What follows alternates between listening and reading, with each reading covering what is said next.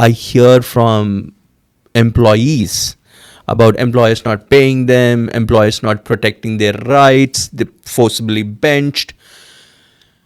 How is it going to be different for employers this time?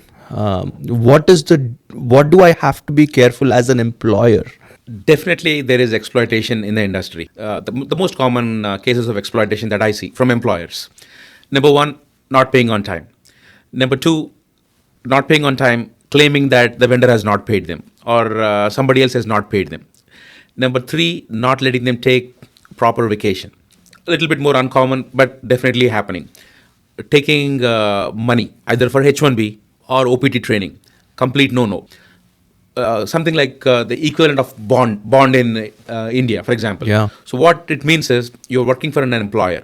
Employer says you have to work for me for 3 years. If not, we're going to do this, that. We're going to make you pay so much of thousands of dollars and so on. That's one form. And a little bit more probably could be legal is non-competes.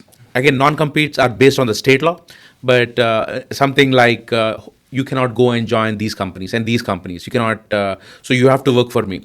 So certain non-competes are probably not legal. Some probably could be legal.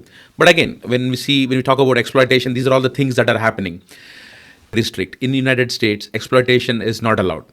They find out that there is some exploitation happening, some human trafficking happening, the law is going to take a very serious turn. And in terms of the Trump administration, what I feel would happen is we are definitely going to see more DOL audits. We're going to see more USCIS audits, and we're going to see more enforcement. So there is this body called ICE, Immigration and Custom Enforcement. So they can go and arrest people. So what I feel is going to happen is you'll have more investigations. So DOL or USCIS. So these bodies will investigate, and then immediately the enforcement agency will step in. Somebody like ICE, maybe arresting some people. And I think we will have more of these things. There will be more money spent on those things, which means that if people are not really looking at law and trying to exploit some employees, they are more than likely going to be in trouble with the law. I think ICE is a very, very powerful enforcement agency out there. So I think it's a good time where people revisit their employment practices, make sure absolutely there is no exploitation of any employees.